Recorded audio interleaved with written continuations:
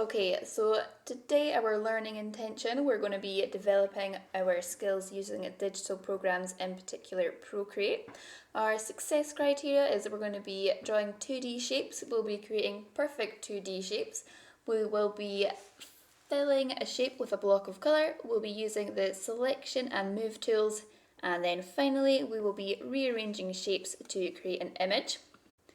And our Gala skills are going to be resilience, digital literacy, and practice. So we'll have to do these things over and over before we become fully competent at them.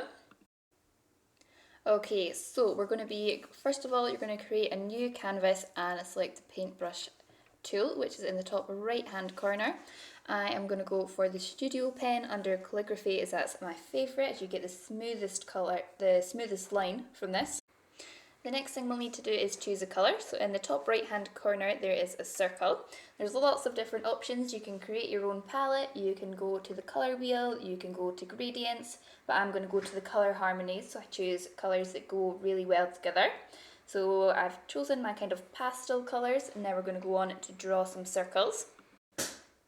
So as you can see here, I've chosen this kind of pastel green, purple and an orange colour.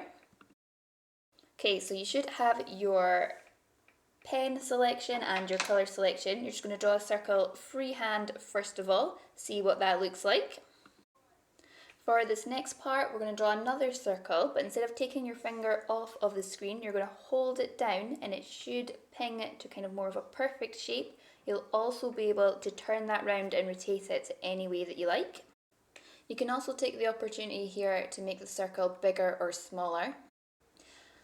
We're going to repeat this process for a third time. So like the second time, you'll draw your circle, keep your finger on the screen, then take your other hand, and if you tap beside the circle, it should snap to a perfect circle rather than an oval or an ellipse. This process also works with a square, so as you're doing it, remember to hold down onto the shape for a few seconds for it to snap to a perfect shape rather than your kind of wonky lines that you would get if you were just drawing naturally. Remember, you can also rotate this in any direction that you like.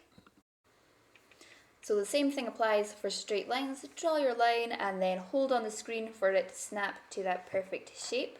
So have a wee play around with this, change the colours, try lots of different 2D shapes, see what you can create with this.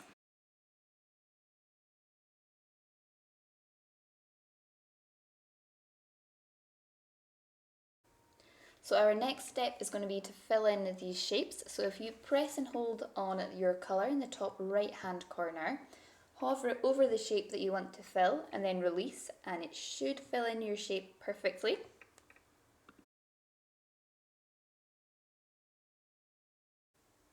Whilst you're filling in your shapes, you might notice, depending on which brush you've used, that it's either filling all of your screen or not enough. So to change this, when you drop and drag your colour, if you stay holding down on the screen and pull your finger back and forth across, you'll be able to change the colour threshold. Okay, so that means how much of the shape that you're able to fill in. For this next section, we're going to have a look at the selection tools. So if you look up at the top left hand corner and 3 along, there is an S shape. If you tap on that, you'll get a selection of options that pop up at the bottom of your screen. So we've got automatic, freehand, rectangle and ellipse. The first selection tool we're going to have a look at is the automatic one. So if you tap on a shape on your screen, you'll see that it highlights the colour in the inversion of that colour, so the pink has turned green. You can change the threshold, same with the colour, so I'm able to choose the peachy colour and the purple colour at the same time. Now, to move this around, you're going to change your tool. So at the top left hand corner, you're going to select the pointer arrow, and this is going to allow you to move your shape around the screen. You can distort it in any way you like. You can make it bigger, you can make it smaller, and you can turn it round, whatever you would like to do to the shape. So here I'm rotating the shape. I am going to make it a wee bit smaller and then move it around a little bit more until I find the placement that I think looks the best.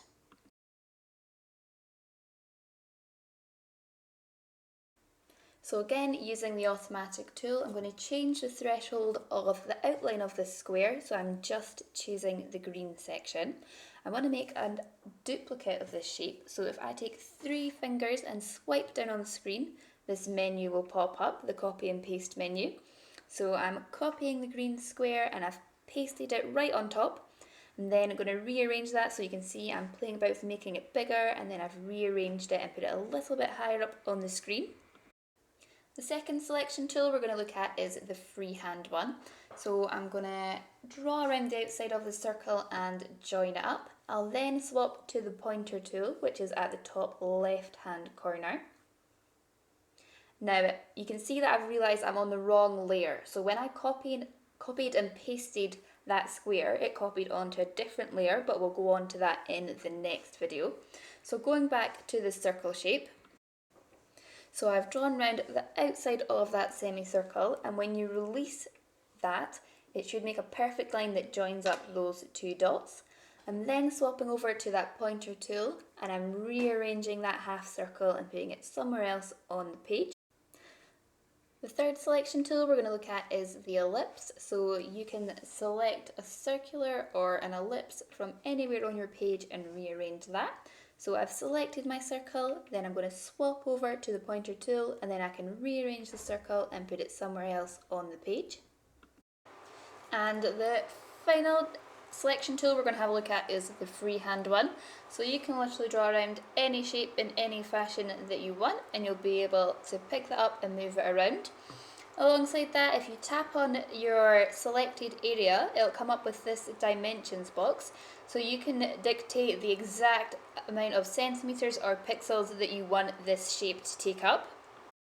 So to show you what that looks like, we're going to change this to 800 pixels, and then it should jump to the size that we want it to be. So there we go, it's a little bit bigger than it was before, but it's kept the proportions of the shape.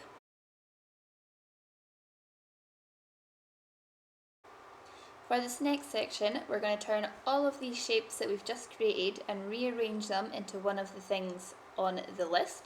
So the first one we've got is a squirrel, next up we've got cottage, and finally we've got video console controller. So the thing I've chosen to create with these pre-made shapes is a cottage.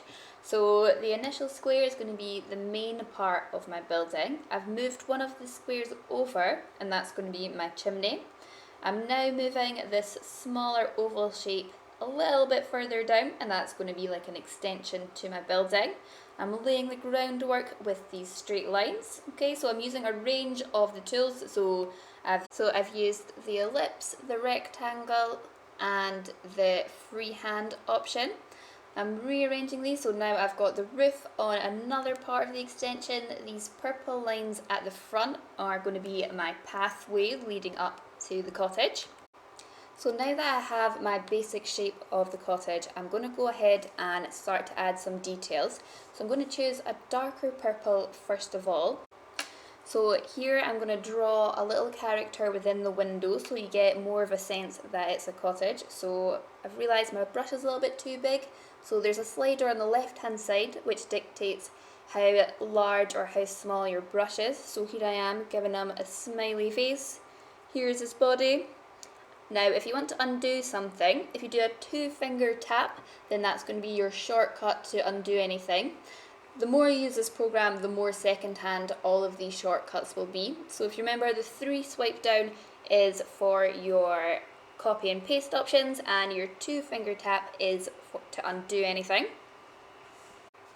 Next up, we're going to add some details into the front door. So this is my basic shape. Now for this section I used a calligraphy brush so that I could get these smooth lines, so I wanted it to look quite perfect as I was doing it. So I'm going to zoom out right now, and I'm thinking what I need just now is maybe some smoke from my chimney. So I'm going into the brush library, having a wee look at all these different options. So for example, I thought splatter might look good, but then as I added it, it was a little bit too splotchy to give the effect of smoke. So I went down into the painting option, or I will do in a second. I'm commenting on this laterally. So I've chosen the wet acrylic brush, and I'm just doing spiral marks out from the chimney to give it the illusion that there's a fire inside. So now we're just going for some final touches. So I'm thinking of adding some brickwork to the path here. So I've chosen quite a scruffy brush to give the path a little bit of texture. So I've got my horizontal lines and now I'm doing my vertical ones to give the illusion of brickwork. And then I'm going to do another window on the other side just to kind of complete this whole look. And there we have recreated the cottage using some 2D shapes that we started with, and then we developed it into the shape of an object or an animal, and then finally added some finishing touches.